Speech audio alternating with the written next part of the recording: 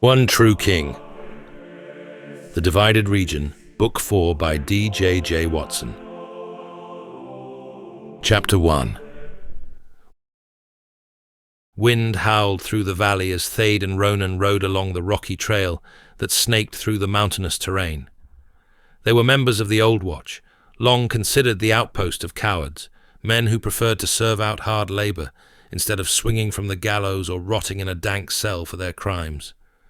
The Watch wasn't just a camp for criminals, it was also the sole barrier separating the old world from the new one, a fact every other watchman loved to remind each other when it was their turn to head out on patrol. It was only during these Kaudon border patrols that Thade regretted not just sharing a cell with 10 other unwashed bodies in one of Vlencia's many keeps. Outside of the occasional punch-up and murder, the Old Watch never left him feeling this vulnerable. There was order and a chain of command that nobody challenged. The cooks would stay in the kitchens, the stablemen in the stables, leaving everyone else to chip in with mopping the cobbles and stocking the beacons that lined the 3-mile length of the Great Wall. Venturing into the dead city? Few enjoyed that, even if it afforded them more freedom and respite from the constant oversight. Thade looked ahead at the Scarlet Mountains and roiling clouds suspiciously. Despite this part of the realm lying dead and desolate for centuries, he could still feel it preside over them. The Dark Lord's shadow. Ronan stroked his beard, smiling. "I'm glad you find this amusing," Thade said. "Go on, what is it?" "Just thinking about the day I get to leave this arse end of the kingdom. Only 3 more years, and the commander should relieve me of my duties." "Lucky for some. I've still got 8 more summers to go," Thade sighed. "What will you do?" "Go back to what I know. Steal." "Why not learn a more honorable trade?" Ronan snorted. "I'm nearly 40. Nobody will have the patience to train me for anything. Besides, I enjoy the thrill of stealing too much." "Even if it leads you back here?" He paused for a moment before nodding. "Oh, yes." Thade shook his head as thunderous clouds encircled the mountaintops ahead, turning the skyline into an ashy canvas. The air was thick with humidity, and only the distant rumblings of thunder could be heard over their horses' hooves. "I don't understand why they keep sending us out on these stupid week-long patrols," Ronan complained. "Nothing has been seen or heard here in millennia." "Is that fear I detect?" Thade quipped, earning a scowl. "Consider it an honor, for it was an order passed down from King Valentius Raques himself after the great battle." "And what exactly has that pretentious prick ever done for you?" Such blasphemy would lob a man's head, but Thade quietly agreed with his counterpart. Duty and honor were things men in search of purpose clung on to, especially in landscapes as bleak as Kaudon. "Didn't think so," Ronan said. "Well, I'd rather not be the one patrolling when something does happen, so let's at least be grateful for that. Nothing will ever happen. You know it, I know it, and the dead know it too." As they crested a ridge, Thade gazed out onto the ancient battleground that stretched a great distance. A chill ran down his spine. It always did. This part of the realm was an unwelcoming place, and a constant reminder of the darkness that once ruled these lands. As Thade surveyed the gloomy fortress, a tiny figure caught his eye. It seemed out of place, and he didn't recall seeing it in previous patrols. He scrambled for his spyglass telescope to take a closer look. What he saw turned his blood into ice. A lone figure swathed in darkness stood in the shadow of centuries-old dead trees with rocks scattered around their feet. The person's hands moved in strange, mysterious gestures as if performing an ancient ritual. Thade made out the pale skin and long robe, but the face was concealed by a hood. It almost seemed like he was witnessing something out of an old tale. Whoever this was didn't belong to the Old Watch or any city of Vlencia. Kaudon was off limits to anyone other than those of the Watch, and even then, there were restrictions as to who entered the ruins of the dead city. No, whoever this was should not have been here. Sensing his unease, Ronan snatched the optics from Thade. "What in the gods?" he uttered. "Do you see the robed man?" Ronan peeled the scope from his eyes, his face paling. "That is no man. That's a necromancer." Thade took the tool back and honed in on the figure once more. Ronan was right. The way it moved was not akin to that of a man. Its limbs seemed to bend in ways no human could, and it was only upon closer inspection that he noticed its skin pulsed an eerie blue light. Thade's breath snagged in his throat when the dozens of rocks near the figure moved. One by one, they became menacing warriors of all shapes and sizes, standing in an intimidating formation that seemed to go on forever. The clanging of their weapons and stomping of their feet created an earthquake-like tremor that shook even Thade and Ronan miles away. Thade exchanged a terrified glance at Ronan, who seemed just as numb as he was. "We must get back to the watch and report to the commander," he said. "Word must be sent to the other cities." Ronan sheepishly nodded, and they quickly steered their horses towards the safety of the Great Wall some days away. As they galloped back to the watch, Thade's heart pounded as his mind raced with the implications of what they had just witnessed. If that figure was summoning an army, it could only mean one thing: war. They rode hard for 2 days, their horses' hooves waking the rugged terrain from its slumber. The wind howled around them like a pack of bloodwolves. Only when they rounded the rocky bend to reveal a long strip of land overlooked by the Great Wall did the tension ease. But only slightly. The soil was a sickly yellow, dotted by the occasional tuft of grass. On either side of the narrow trail lay a body of water, its hard waves acting as a natural moat between Vlencia and the mountainous sub-region of Kaudon.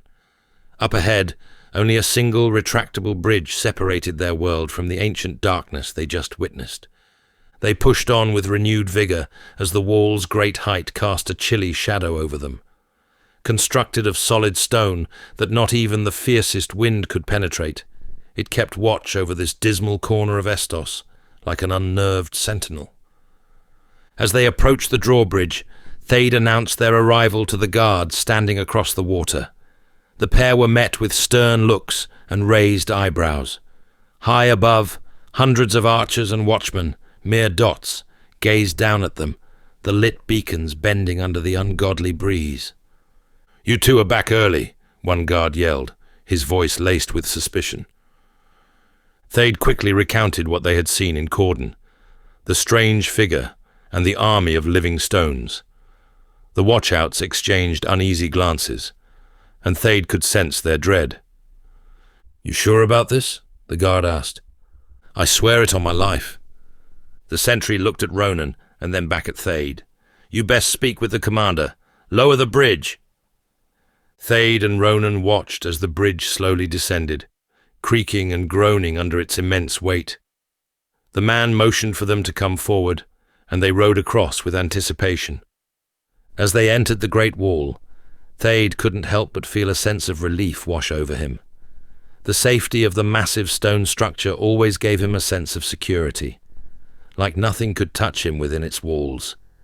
He cast a final glance at the ominous mountains before the gigantic doors swallowed them shut.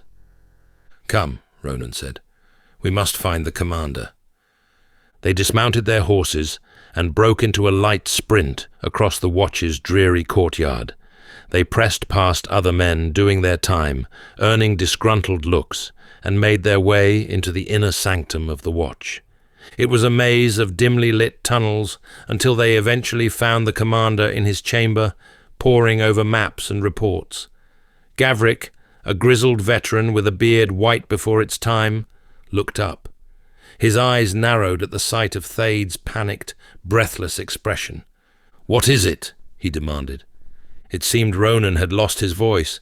Thade wasn't sure if his courage was knocked by the whole ordeal, or the commander's steely gaze. "We saw something in Kaudon," Thade replied. The commander's gaze intensified. "Speak of it." Thade took a deep breath, his heart still racing. He recounted what they had seen. The strange figure they saw summoning an army of seismic proportions, neither human nor of this world. When he was finished, there was a tense silence in the room. The commander seemed to be processing what he'd heard, as if trying to decide whether or not to believe it. "You must be mistaken," he said after a moment of deliberation. "We saw it with our own bloody eyes." Ronan finally found his tongue. Gavrik traded a scornful look.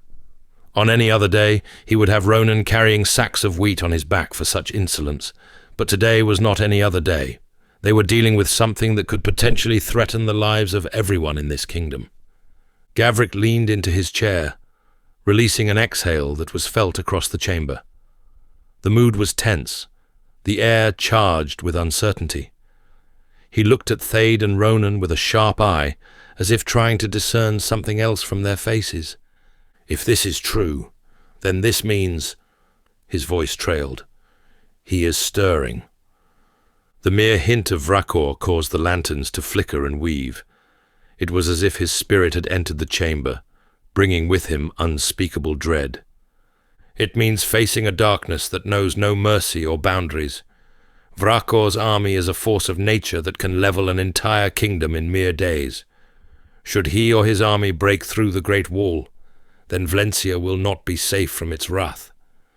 The commander rose from his seat, his shoulders bearing the weight of the conversation. He looked up at Thade and Ronan, with eyes both cold and distant. "You must ride to the capital at once and send word to King Robic. But we've only just got—" "The fate of our kingdom faces grave peril." Gavrik cut off Ronan. The chamber fell silent, the tension palpable. The commander reached for a sheet of paper before dunking his quill into a pot of ink. Thade and Ronan watched on as his hand scribbled furiously across its yellowed surface before promptly rolling it up and sealing it. "Take this with you," Gavrik said, holding out the scroll. "It bears the sigil of the Watch and should grant you swift passage to the king's palace." Thade took the scroll. Ronan still looked uncertain.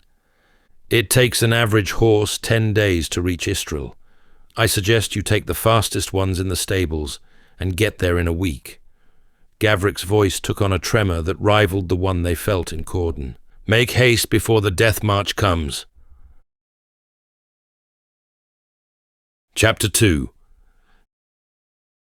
Darius stared at the flickering candlelight, its shadows casting eerie patterns on the round table where he, his companions, Balthazar, Mage Alderan, and other members of the Wizard Council sat. His eyes were burdened with worry. "We cannot ride to Istril while Berg and his men stand watch outside Cladstein," he said, his voice low and measured. "They'll cut us down before we make the open road." "Then we fight them off!" Janga slammed his fist onto the table, his auburn hair catching fire in the dim light. Alir shook his head. "That would be foolish." "Are you suggesting we kindly ask Berg to look the other way, while we hightail it to Istril? Behave yourself." The skilled archer remained unmoved by Janga's mockery. Darius sighed, running his fingers through his scalp, unsure of their options. Alir was right. It was daft to confront the esteemed Crimson Knight. For all they knew, there could be an army of men waiting for them a short distance from the city gates. He once considered Berg a rival, then for a brief spell, an ally after the grace shown in Claude. But now they stood on opposing sides once more. How many times must their paths cross in this twisted game of fate? As Darius brooded over the situation, Balthazar wore a distant stare, his glossy, bowl-cut hair framing a face that barely showed the weight of 2 decades, let alone a couple of centuries. The last time he donned such an expression, he resurfaced breathlessly and validated the grave prophecy, confirming Vrakor's rise. Had the young wizard apprentice not seen that vision, Darius, nor his companions, would be sitting here on the round table, for Alderan would have cast them out of Cladstein to brave almost certain death. "What is it, Balthazar?" one of the council members asked. His voice seemed to snap the wizard back to the dimly lit chamber, where a dozen eyes descended on him at once. "I have seen visions of the coming days," he said. "Many more men will join Berg's forces. They'll eventually surround the city walls and demand you, mage, to release the criminals. We must decide on a plan, and soon." The room fell silent as the gravity of Balthazar's words settled upon them. Darius could feel the icy fingers of fear grip his heart, but he fought against it, searching for a solution in the sea of uncertainty. The prophecy needed to be delivered to King Robic, and they had to stop Dillian from inheriting the throne. It promised grave consequences, but the fate of Estos depended on it. In the depths of his mind, Darius knew they would have to make sacrifices and take risks they didn't enjoy. The road ahead was treacherous and uncertain, but the fire of determination burned within each of them. "Why don't you wizards use your powers to push them back?" Janga's voice reverberated around the chamber, his one eye blazing with fury. "You lot are a force to be reckoned with. Show them what you're made of." Alderan's calm demeanor didn't falter as he regarded Janga with a mixture of pity and reproach. "We've been through this before," he began quietly. "To exercise our power against knights of the kingdom would only further persecute our kind. We have already been imprisoned in the realm, and to fight against the king's guard would be treachery. Our powers must be used sparingly, and only when necessary." "But this is necessary," Janga hissed. Alderan cast an icy look, which, thankfully, he heeded. A heavy silence descended upon the round table as seconds stretched into minutes. "I propose a plan," the Archmage said. "We should divide our forces into two parties. Alir and Janga shall travel as one, drawing away Berg's focus. Meanwhile, Darius, Balthazar and I will form another group. Balthazar's foresight could prove useful in avoiding potential dangers." He paused, allowing his words to sink in before continuing. "The power of unity is greater than the sum of its parts. Even though we are separated, it serves the collective cause." The knot in Darius's chest loosened ever so slightly. It was a daring plan, one that relied heavily on trust and leaping into the unknown. If they were to have any hope of storming the capital, it required everyone to play their part. As he looked around the table, he saw the same resolve and inner conflict reflected in the eyes of Alir and Janga. Despite the veil of stoicism, he could tell the scheme weighed on them. "Are we certain this is the best course of action?" Darius questioned, furrowing his brow. "By splitting up, we become more vulnerable." As everyone debated the answer, he couldn't help but notice the differences in their motivations. Alderan, his eyes filled with wisdom and experience, was driven by his duty to protect Cladstein and the secrets that it held within its walls. He knew that the resurgence of black magic would not only threaten the sanctuary, but also plunge the world into chaos. Balthazar, on the other hand, had a more personal connection to the cause. Having already foreseen the death and destruction that follows Vrachor, the young wizard seemed determined to prevent the threat from ever leaving Kaudon. Then there were his fellow members of the disbanded Thieves' Guild. It appeared as though Alir and Janga were driven to help Darius, not just because he was their friend, but for something much deeper. He wasn't sure if it was to atone for the guild's misdeeds, or to be a part of a monumental moment in history. Whatever the reasons, it didn't matter, for everyone sat around the table shared a common cause, to stop the darkness crossing their shores. Alir's eyes locked with Darius, conveying a sense of reassurance. "I have faith in the mage's plan," he said, conviction shining through. "By dividing our forces, we increase our chances of warning the king. We have come too far to let nerves dictate our actions." "Aye," Janga added. "We've survived the hells of Elrond, escaped the clutches of the Forbidden Forest, and ridden through storms to reach Cladstein. Let's not bottle it now." Beneath his jestful speech, however, lay an undercurrent of determination and resolve. Alir nodded. "This is so much bigger than any of us. Any sacrifices that may be made will not be in vain." As their words washed over him, Darius was torn. His heart ached at the prospect of parting ways, but their conviction forced him to confront the reality they faced. The weight of the world rested upon his shoulders, and he had no choice but to forge onward. He took a deep breath, letting the cool night air fill his lungs, attempting to dispel his lingering doubts. "Very well, he announced, his voice steady despite feeling otherwise. "We shall go with the mage's plan." The feeble flames flickered and danced, bathing the chamber walls in their eerie glow. The wax from their holders slowly oozed onto the ancient table. The atmosphere remained heavy, the mood unrelenting but determined. Alderaan nodded. "Then it is settled. Any other plan risks the prophecy from ever reaching King Robic. We cannot allow for such a catastrophe to unfold. For if the dark arts were to re-enter our realm, we would doom our world to 1,000 years of suffering." A shudder ran through Darius as the mage's words hung heavy in the air. He clenched his fists beneath the table, his nails digging into his palms. Alderaan's gaze swept over the council of wizards who flanked him. Their murmurs of assent carried through the room like gentle whispers.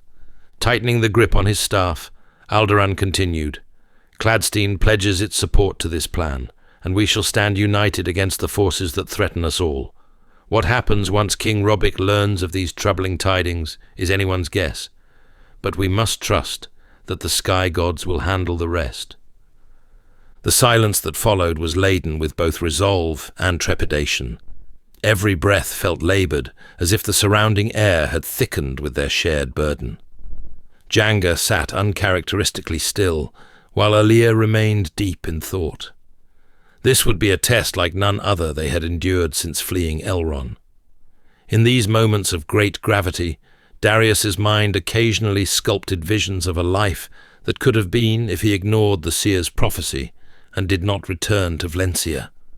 But such fantasies were unhelpful, so he banished them to wherever they originated. "Tomorrow morning, we'll gather once more to cement our plans. Every moment we linger here, Vlencia's capital grows further from our grasp. Now let us retire for the evening," Alderaan suggested, rising from his chair with a grace akin to old age. "We must all be well rested and clear of mind when we reconvene." As the shadows lengthened within the chamber, a stillness lingered in the air. They each rose from the table, the clatter of chairs and the rustle of robes heralding the end of what was an exhausting day. Janga's hand landed on Darius's shoulder, startling him. "Night, titling." One by one, everyone filed out of the room. The last to leave was Aaliyah, who wished him a restful night's sleep. Darius watched his closest friend slink off into the shadows, leaving behind a silence that was deafening and disconcerting. He lingered for a moment, running his fingers over the intricate carvings on the table's edge. This ancient artifact bore witness to countless councils, decisions that shaped the course of history. And now it would observe theirs.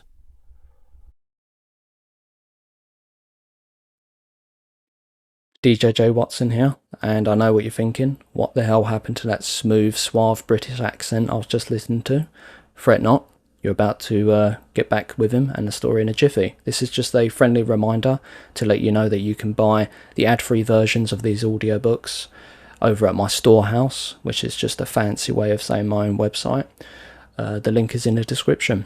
So, yeah, back to the story. Chapter 3. Darius tossed and turned on his bed, the coarse sheets rubbing against his scars as though they were fresh wounds. The day's events replayed in his mind like a persistent bard, only its tales weren't filled with levity or cheer, but something much darker. Staring up at the ceiling, he clenched his jaw and conceded that sleep would elude him. With an aggravated sigh, he sat up, muscles tense beneath his lean frame, and slipped into the dimly lit hallway. He needed air and a cool breeze.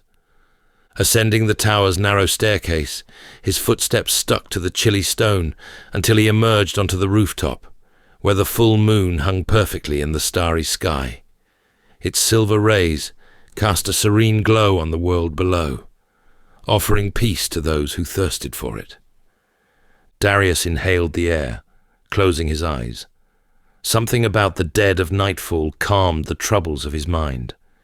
He couldn't decide if it was the stillness of the early hour or the insignificance of his problems as he gazed out into the vast universe above. The glowing lanterns that adorned Cladstein's walls cast an ethereal haze on the city's perimeter. Beyond them lay vast nothingness, a seemingly endless expanse of darkness that threatened to swallow everything in its path. From his elevated vantage point, Darius appreciated the modest size of the city. Across the courtyard and opposite the main gates stood the building they had convened in earlier, its imposing structure a testament to the power and authority it possessed. The ground floor housed an immense hall where long tables lined the length of it, and tall painted glass windows watched over them. The floors above, from what Balthazar told him, were where wizards learned the way of the white light, with the most advanced teachers and senior sorcerers in the upper reaches of the tower. To the left of the building were two smaller structures, their stones weathered like an old man's face, one of which Darius was standing on right now. It housed his group's temporary accommodation, and although it seemed a world away from a grand palace, it was a marked upgrade from the quarters of Luther's lair and the many inns they stayed in. As the air soothed his exposed skin, he contemplated the path that led him here. He smirked, not in awe, but in disbelief at just how far they had come. Everything that came after the night of the botched Valga raid was a blur. His mind briefly toured the faces lost along the way, of Vlencia, Philip, Colin, with it hovering most on Bolin. A pang of sadness rippled across Darius, which promised to soften with time. From Elrond's most notorious thieves' guild to barely overcoming the Forbidden Forest a second time, his life had taken on several twists and turns in recent months. The task ahead was no different. It was merely another chapter in his daring story. Yet, simmering beneath all of this, laid a pit of anguish shoveled into existence by Dillian's betrayal 10 summers ago. Darius inhaled deeply, wondering what the encounter would look like should he reach Istril. He looked up to the moon, which continued its silent vigil. Upon exhaling, his breath misted before him, a transient ghost that disappeared as soon as it formed. "Quite the view up here," a soft voice startled him. "Alir," Darius said with an exasperated sigh. "You could have warned me you were here." A sheepish grin stretched across his friend's face as he approached, rubbing his hands together for warmth. "My apologies, brother. I sought some peace myself." "Let me guess, Janga's snoring?" "You know him too well." Alir leaned on the stone balcony, prompting Darius to do the same. "What bothers you? You seem subdued." Darius hesitated. "I'm nervous," he admitted. "The road is fraught with perils, and even if we overcome them, I am unsure how I will react to seeing my father and brother." "It's okay to feel uneasy. You've been burdened with a task few men could carry. Yet, you still stand. The sky gods have chosen you for a reason." His friend's words were like hot soup trickling into a cold stomach. "As for your father and brother, I understand," Alir continued. "My father's rejection also haunts me." Darius craned his neck towards him. It was the first time he was forthcoming about his family. It usually took a needle's precision to coax anything out of him regarding this subject.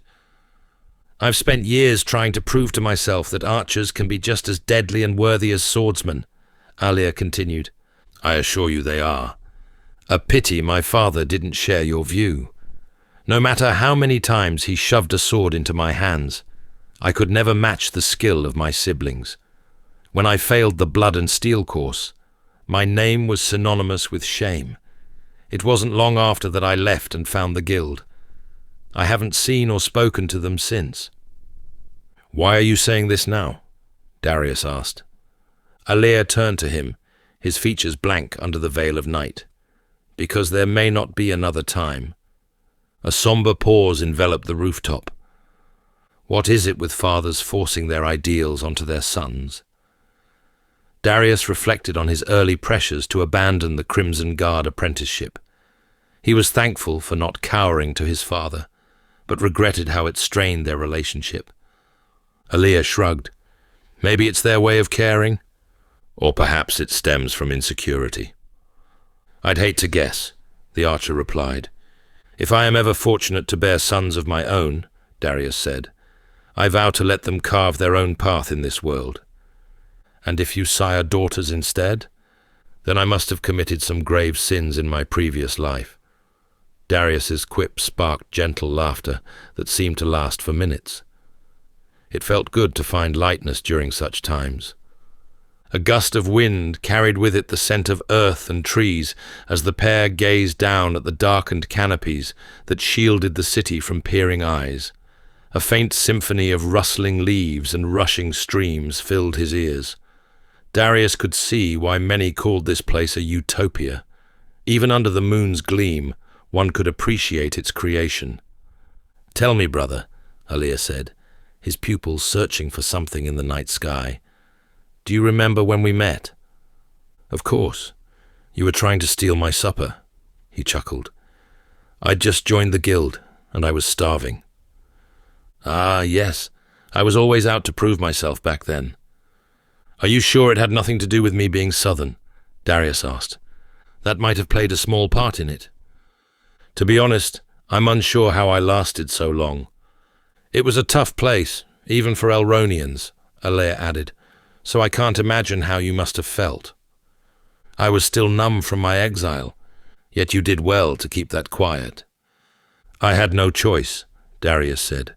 "If it wasn't Vlencia that killed me, it would have been Janga. Negatives aside, if there's one good thing to come out of the guild, it's your northern accent." Darius chuckled. "The irony is, it was a southerner that saw through it, Reuben. It is strange to think somewhere not far from here, your enemies are sleeping.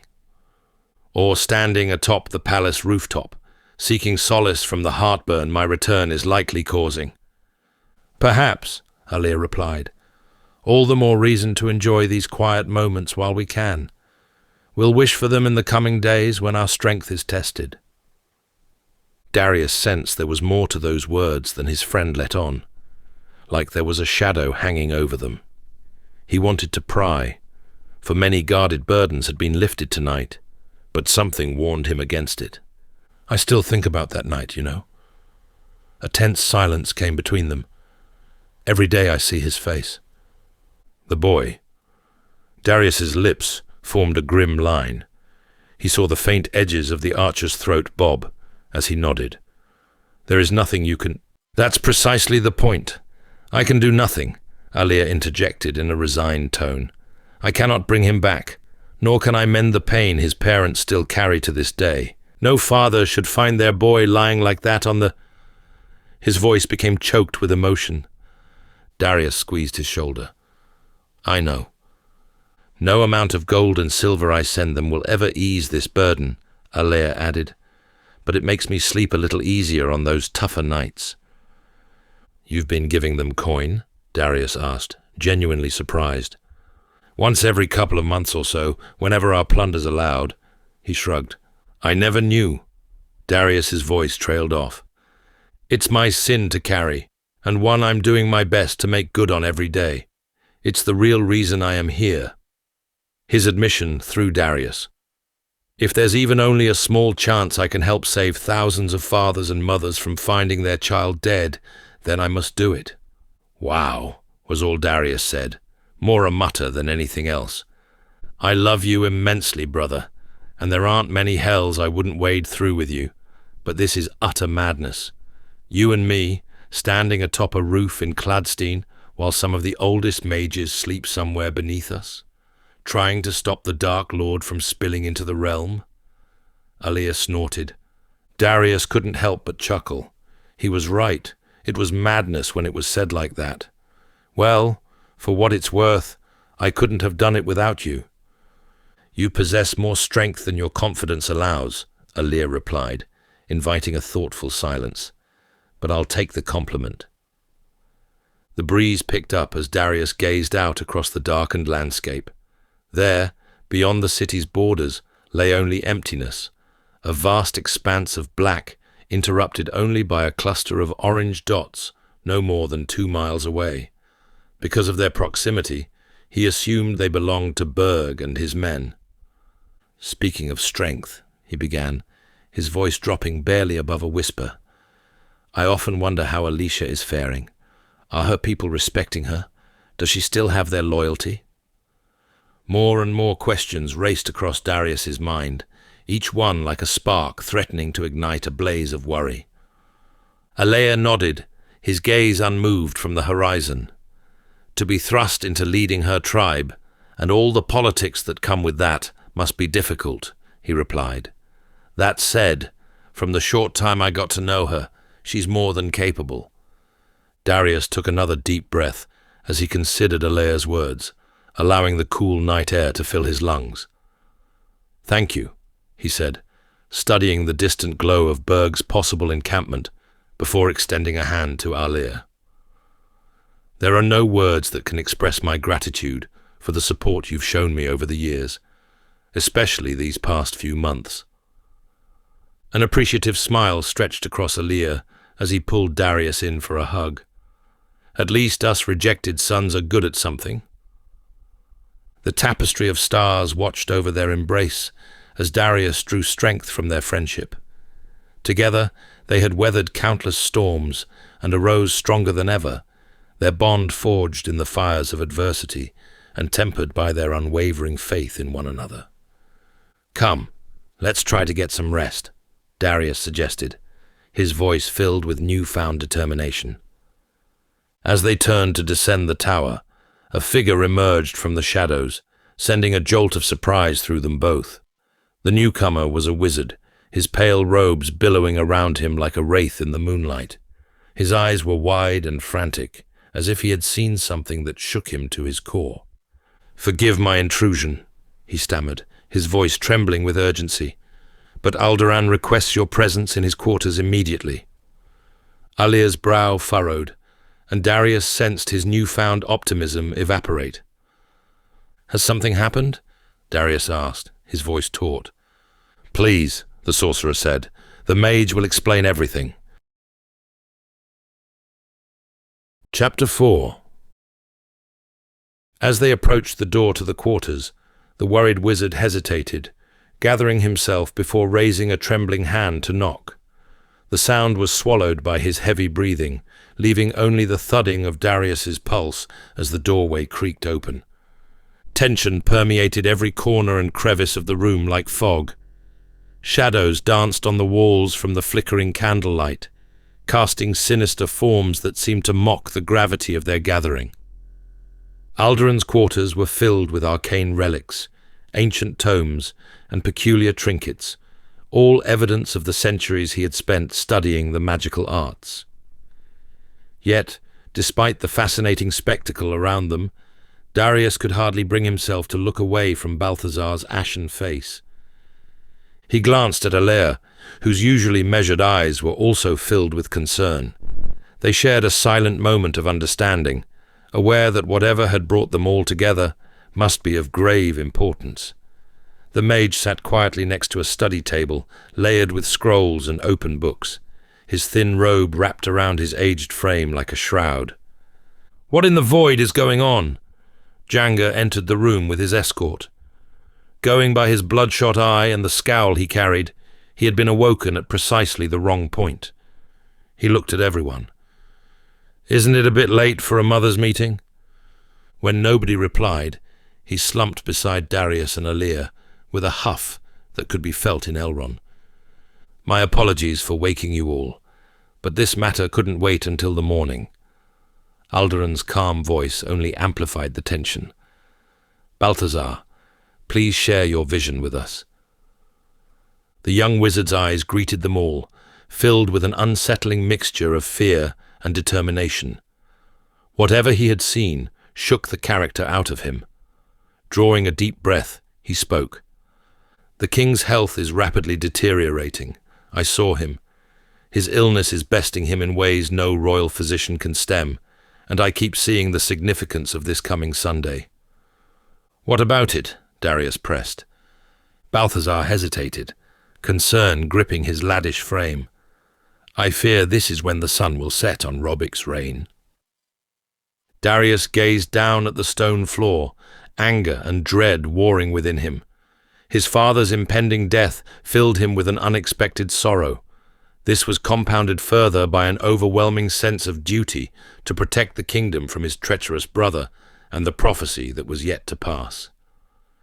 If we do not leave Cladstein imminently, Prince Dillian will seize the crown and walk a tyrant's path.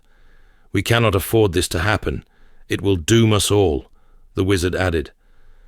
Then we must act at once, Darius declared quickly, steeling himself as he grappled with the enormity of their task. Alderaan nodded solemnly in agreement, his gaze sweeping over the gathered group. Every moment we delay, the sands of the hourglass slip through our grasp. Then we'll ride like the wind itself.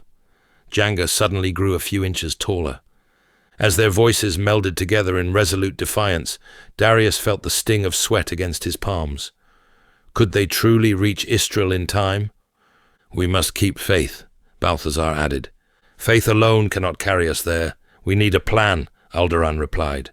Divide and conquer, Alia chimed in. As you suggested earlier, Mage.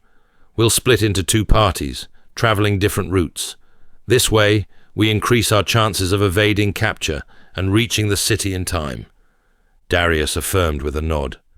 It was a sound strategy, but one that also carried with it the risk of failure. However, one glance at Janga's fierce determination and Alia's quiet confidence silenced some of this doubt. Very well. Alderaan stood and gestured to one of the wizard escorts to retrieve some dark robes. Janga and Alia, you should leave Cladstein first to act as a decoy. Lead your pursuers far away from this place by whatever means necessary. He paused. Given they wore the capes of the Crimson Guard, I imagine they are no fools. We should expect them to leave some men behind just in case. Balthazar, Darius and I shall wait a short time before leaving for the wildlands. We should regroup at a rendezvous, Darius suggested, his voice steady despite the nerves inside of him. If memory serves me right, there's a farmstead some 5 or so miles outside of Istril, just off the main road. From there we can ride on to the capital together. We will need the numbers. That all sounds well and good, Tittling, but in case you've forgotten, me and Alia aren't from these parts. I haven't got the foggiest clue where this farm is. Just hug the route north. When you see clusters of white buildings in the far distance, that's Istril. There is only one farmstead on the outskirts. You can't miss it. Janga exhaled deeply, hesitant, but knowing he had little choice but to trust it. What happens if we are unable to reach it at the same time? Balthazar asked. Darius mulled over his question for a moment, not wanting to accept such an outcome could manifest itself. If the other party doesn't appear by the full moon on Friday, then you must continue to Istril by yourselves, he said. Alia slapped a hand on his shoulder. We'll be there, brother. 5 days is all it is. The clock ticks in earnest, Alderaan intoned, his voice calm, but betraying a hint of urgency. Dispense their robes, Tharzul. As the sorcerer handed them each a gown, the mage continued. They do not pulse magic, nor will they protect us from a hail of arrows, but they will conceal our faces on the roads. We cannot risk the curiosity of steel coats. Aye, Janga grunted as he snatched up a robe, inspecting its size. Berg won't be able to tell who is who, at least until we've driven him well away from Cladstein. Don't worry, we'll give that bastard a chase he won't soon forget. Confidence can be a deadly tonic should you indulge it too much, Alderaan warned. Now, if you wouldn't mind, I'd like to change attire in private. Janga, disgusted by the thought of seeing the old sorcerer remove his gown, was the first to leave the mage's quarters. Alia nodded solemnly, his eyes aflame with purpose. One by one, they quickly left the room to make their way to the temporary accommodation. As Darius travelled down the dimly lit halls, his thoughts swirled like the wisps of smoke from the torches lining the walls. His fingers traced the cold stone as he went to retrieve his cuirass and sword belt, each step bringing him closer to a journey filled with uncertainty and danger. Focus, he muttered, trying to push his concerns aside. But even as he buckled on his worn leather armor and tested the weight of his blade in his hand, he couldn't shake the mounting angst trapped inside him. And amongst this feeling, spawned a new one that caught Darius off guard: the desire to reconcile with his father. "Ready, titling?" Janga's gruff voice pulled him from his thoughts. The burly Elronian stood in the doorway, clad in dark leathers and armed with his trusty battle-axe. Behind him, Alir appeared, silent yet stoic, his eyes betraying no hint of the anxiety that surely coursed through him as well. Darius sheathed his sword and nodded, "As ready as I'll ever be." Together, they stepped into the courtyard, the promise of dawn breaking over the horizon like a scar across the indigo sky. Shadows danced in the flickering light of lanterns, casting eerie silhouettes upon the cobblestones. They all put on their robes to mask their identities, though Janga's broad shoulders stuck out akin to two cloaked boulders. As if summoned by Darius's thoughts, several Cladstein wizards appeared, leading their mounts towards them. The animals were strong and well-rested, their breaths forming plumes of smoke in the chilly morning air. Two more horses soon followed, one, the purest white, its coat shimmering like fresh snow; the other, an unassuming brown, its eyes wise and knowing. Alderan and Balthazar approached, their faces frank and determined. "Ready yourselves!" The mage's voice rang out across the courtyard, commanding and resolute. "The time for departure is upon us." A heavy silence fell over the group, punctuated only by the snorts and stomps of the horses. The significance of this moment weighed on them all, but it was Darius who felt it most acutely. He had brought these friends together, bound them to a mission that might well prove impossible. "Take care of yourself," he said, pulling the archer into a brotherly embrace. "We'll need your skills when we reach Istril." "You compliment me too much, brother," Alir replied, his jest quickly subsiding to an emotion much deeper and heavily weighted. With a whisper he said, "Ride like the ghosts of every innocent are chasing you." Darius pulled away and turned to Janga as an awkward tension came between them. The two had rarely exchanged warm words, much less embraced one another. "Stop being a cherry tart," the Elronian said, giving him a brief yet firm hug. "Never thought I'd see the day I would be putting my arse up for auction for you." Darius smiled. "I don't think you'll attract too many bidders." "Piss off, titling." "Good luck out there," Darius said, clapping Janga's big arm. "And you, should the gods deem it my time to join the High Table, make sure you give that serpent you call a brother a taste of steel on my behalf." Darius nodded, his lips forming a grim line. "We must ready ourselves for departure," Alderan interrupted, his tone firm but not unkind. With a last nod, Darius mounted his steed as his friends climbed theirs. No more words were said, no more glances exchanged, just a cold and steely resolve that had all the warmth of an Elronian winter. Darius surveyed the courtyard, taking in the imposing walls of Cladstein and the uncertain sky above.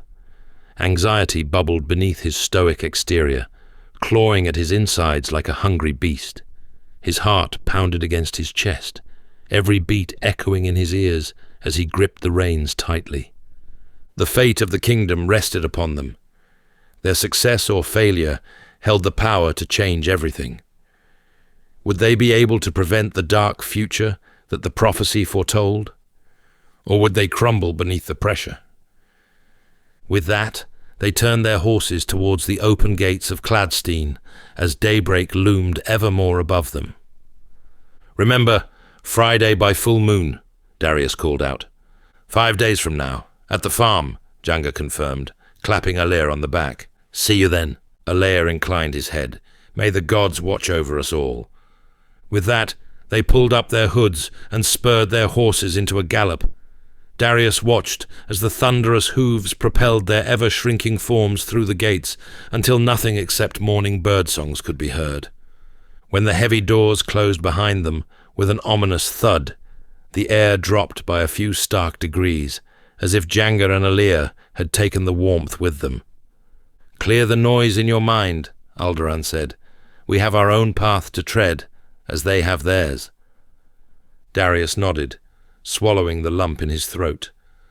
Only time would reveal whether this plan was a sensible one or a reckless one.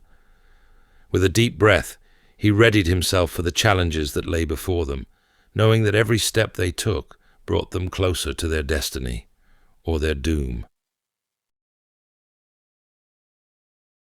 Right, it's me again, and look, I've got something of a mild confession to make. For as long as I've known, or at least since I've become an adult, I've developed something of a coffee addiction. Right now even, I've got a cup of Americano, no milk, but a sugar-free shot of vanilla, and honestly, it's my 5th one of the day, and it's only 1 o'clock here in the UK. The last time I checked, supermarkets do not accept dad jokes as a form of payment, so that's why there are so many ad breaks in this audiobook. But fret not. If you'd like the uninterrupted, ad-free version of not only this audiobook, but all books in the series so far, you can do so by clicking the link in the description or scanning the QR code on screen right now. And just like that, my insipid voice is gone forever. Anyway, back to the story. Chapter 5. Dillian studied the parchment that lay before him. His slender fingers grasped a quill with precision as he meticulously scribed the sombre contents of a letter to the Earls and Countess of Vlencia. The ink glided gracefully over the sheet, leaving behind elegant loops and swirls that spelt out the grim tidings. It saddens me to inform you that King Robic's health is rapidly declining. Royal physicians fear he will not see the dawn of next week, so I hope you'll join me in prayer for His Majesty's peaceful passing. In light of this news, I suggest you prepare to make travel arrangements to the capital for the state funeral and my coronation. May the grace of the gods be upon us all in these trying times, as we reflect on my father's impressive reign. Yours, Prince Dillian Rakes. He paused for a moment, his quill hovering above the parchment, as if it too sensed the finality of the situation. He stared at the finished letter, where his careful penmanship relayed the imminent fate of his father. A potent mixture of guilt, sadness, and desire churned inside him like a storm, threatening to consume him. He leaned back into the chair and exhaled. "Oh, Father," Dillian whispered under his breath. Despite all the aspirations that burned within him, he could not deny the love he had for his only living parent. Robic was an honourable man, but one who lacked his ambition. This stirred up contrasting feelings that darkened his thoughts. The throne, that symbol of power and authority, which he had coveted for over a decade, was finally within reach. All his years of cunning manipulations, whispered promises, and strategic alliances were about to bear fruit. "May the gods forgive me for my worldly desires," he murmured. For in the depths of his conflicted heart, Dillian knew he would do whatever it took to become the ruler he believed Vlencia needed. For far too long, the kingdom has sat passively within the safety of its borders. It was time the nation penned a new and exciting chapter in her history. The dim light from the candle flickered upon the walls of his chambers, casting shadows that danced like eager soldiers preparing for battle. He imagined himself leading them, clad in armor and a golden crown, as they conquered lands far beyond their borders. Skull Island, Elrond. His voice tinged with wonder as he allowed himself to envision the region of Estos under his rule. The thought of expanding his kingdom invigorated him, a fire igniting deep within his soul. As a monarch, he would be more than just another ruler content with the status quo. His reign would be marked by ambition and progress, for that was what Vlencia needed. It was no less than she deserved. "Father may have been a fair man," he mused, "but a great king? No, that duty shall fall to me." As he sealed the letter with a drop of wax and stamped it with the royal crest, he suspected not all the nobles would get in line. Among those he had addressed, there were a couple that would challenge his claim to the throne, but Dillian resigned himself from worrying. Through bribery or sheer force, he would bend any opposition until the crown rested firmly upon his head. There was only one man he couldn't so easily manipulate, Darius. As if summoned by his thoughts, the doors to his chamber flung open, revealing a breathless Reuben. His eyes darted around the room, a bead of sweat trickling down his temple. Word has reached me that Berg spotted 2 hooded figures leaving Cladstein. He fears one of them may be Darius. He swallowed.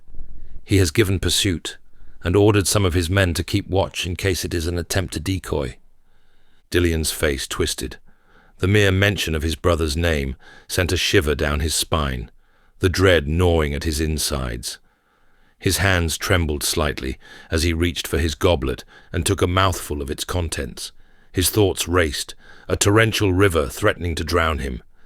How certain is the Crimson Knight that it's him?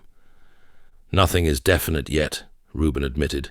You should have killed him in that dank cell when you had the chance. I will not carry the blame for Elrond's incompetence, he replied, a slight annoyance in his tone.